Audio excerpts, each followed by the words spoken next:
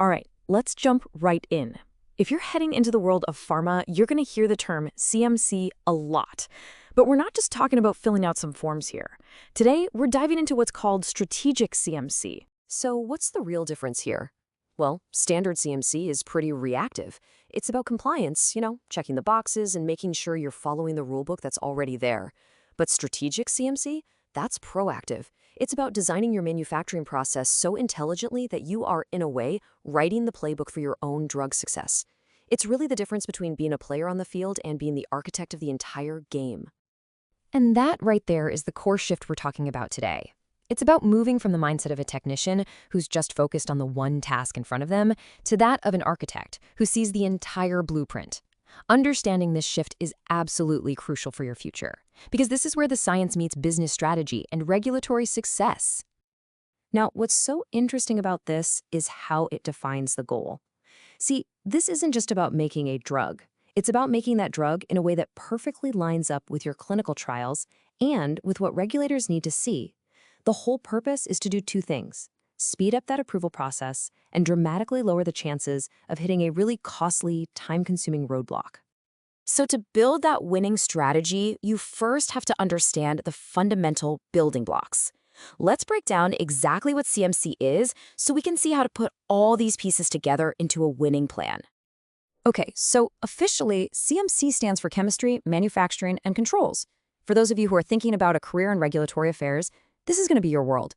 It's literally the entire Module 3 of the Common Technical Document, the CTD, that gets submitted to agencies like the FDA or the EMA. It's the complete story of your drug, from its chemical identity all the way to the guarantee of its quality. Being able to tell that story well, that can make or break a drug's approval. Let's make that even simpler. The first C for chemistry, that's all about the drug substance itself, its structure, its properties, how stable it is. The M for manufacturing is the recipe, the step-by-step process of how you actually make it, from the raw materials to the final pill or injection. And that last C for controls, that's your quality assurance. It's all the tests and specs you use to prove that every single batch is safe, pure, and consistent. Okay, so now that we've got the what, let's get into the how. We're going to start with the first two strategic pillars, and these are all about planning your manufacturing journey from the very, very beginning. The first pillar is all about timing. Your manufacturing process can't just be a static thing. It has to grow and evolve right alongside your clinical trials. They call this fitness for purpose. So in an early phase 1 trial, you just need a product that's safe and basically stable for a pretty small study. By phase 2, you're starting to refine that process. And by the time you hit phase 3, everything needs to be locked down, validated, and totally ready for a commercial scale production. And this is a perfect example of why this strategy stuff is so important.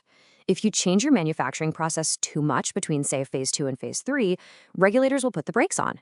They'll make you prove that the drug made with the new process is identical to the drug from the old one. And that means running these expensive, time-sucking bridging studies that can set your whole program back by months or even years. The second pillar is this huge shift in how we think about pharmaceutical science. The old way was called quality by testing. You'd make this giant batch of a drug, test a sample at the end, and just kind of hope for the best. Hope it met the specs.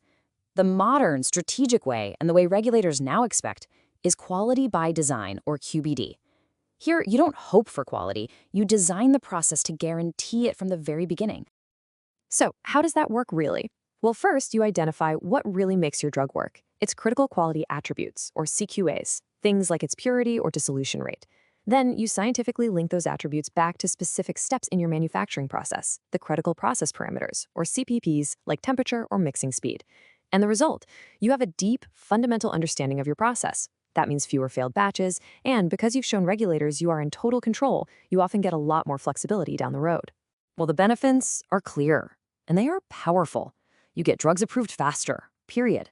You avoid those catastrophic financial hits and timeline risks that come with major delays. You build a resilient supply chain that can actually deliver medicine to patients reliably. And maybe most importantly, you build trust with regulators, which almost always means more flexibility and smoother conversations in the future. This is how you build a successful product and a successful career. So I'll leave you with this one final thought. As medicine gets more and more complex, with faster pathways and global demands, is it really enough to just be a brilliant scientist anymore? Or will the leaders of tomorrow, the people who actually get these life-saving therapies out into the world, also need to be the very best strategists? Definitely something to think about.